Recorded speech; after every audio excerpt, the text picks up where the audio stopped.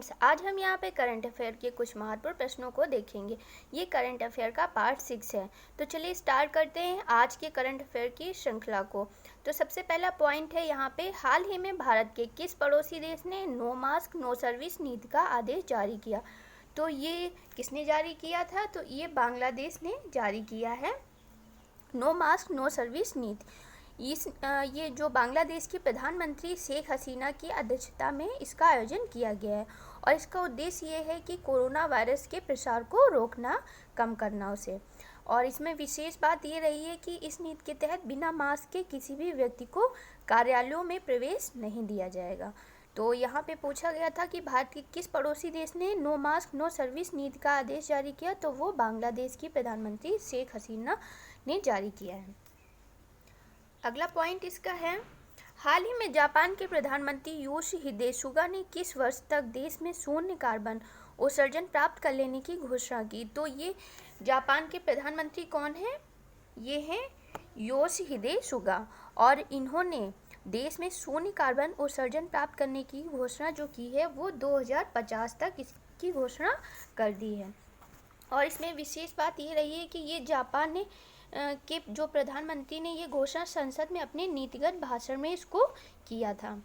तो इसमें ये घोषणा, ये जो शून्य कार्बन उत्सर्जन प्राप्त करने की घोषणा की है ये 2050 तक इसको किया है।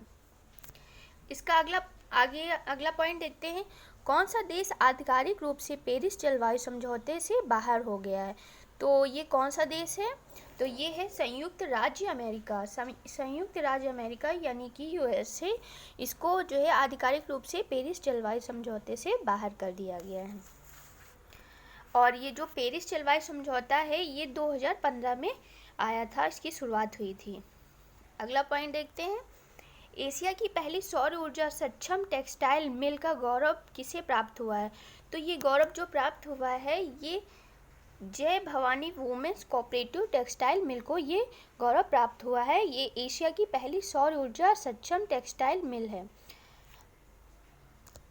अगला पॉइंट देखते हैं, कौन सा देश अंतर्राष्ट्रीय मुद्रा कोष यानी कि IMF का 190वां सदस्य बना है?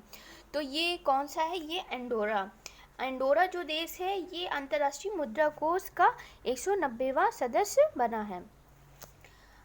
अगला पॉइंट देखते हैं, विश्व की किस संस्था द्वारा ब्रिटेन और ब्रोकन इनफॉर्मेलिटी एंड कोविड-19 रिपोर्ट जारी की गई है? तो ये विश्व बैंक। ये कौन सी संस्था द्वारा जारी किया? तो ये विश्व बैंक द्वारा इसको जारी किया गया है, ब्रिटेन और ब्रोकन इनफॉर्मेलिटी एंड कोविड-19।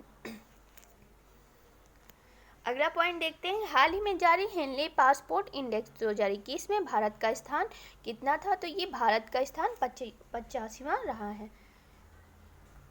भारत का स्थान हेनले पासपोर्ट इंडेक्स में कितना रहा? तो ये 85 स्थान पे था। और फिर अगला पॉइंट है कि 51वें भारतीय अंतर्राष्ट्रीय फिल्म महोत्सव में फोकस कंट्री का दर्जा किसे प्राप्त हुआ है? तो ये जो 91वां भारतीय अंतर्राष्ट्रीय फिल्म महोत्सव है इसमें फोकस जो कंट्री का दर्जा प्राप्त हुआ है वो बांग्लादेश को प्राप्त हुआ है। अगला पॉइंट है कि किसान सूर्योदय योजना की शुरुआत कहाँ से की गई है? तो ये गुजरात के गांधीनगर से इसकी शुरुआत की गई है, किसान सूर्योदय योजना।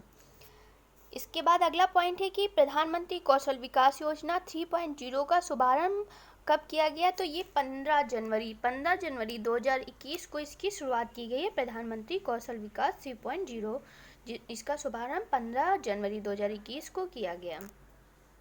अगला पॉइंट है कि भारत के राष्ट्रपति ने निर्वाचन आयोग के जिस वेब रेडियो को लॉन्च किया वो कौन सा है? तो ये हेलो वोटर्स के नाम से है। ये भारत के राष्ट्रपति ने ये निर्वाचन आयोग के रूप में इसको वेब रेडियो को लॉन्च किया है, हेलो वोटर्स। अगला पॉइंट देखते हैं जो कि अंतिम है, केंद्रीय मंत्रिमंडल ने रतले पनबिजली परियोजना के लिए निवेश प्रस्ताव को मंजूरी दी। यह परियोजना किस नदी पर प्रस्तावित है? तो यह जो परियोजना है ये चिनाब नदी पे प्रस्तावित की गई है। तो यहाँ पे पूछा गया था कि रतले पनबिजली जो परियोजना है इसके लिए निवेश प्रस्ताव को मंजूरी दी गई है। यह परियोजना किस नदी पे? तो चिनाब नदी पे ये परियोजना बनी है। तो फ्रेंड्स, आज के लिए बस इतना ही। और अगर आपको मेरा ये वीडियो अच्छा लगा हो तो प्लीज़ इसे लाइक कर दीजिएगा और इसे सब्सक्राइब करना ना भूलें, जिससे कि आपको जो भी नए वीडियो हैं उनके नोटिफिकेशन सबसे पहले मिल सके। तो आज के लिए बस इतना ही। Okay friends, thank you.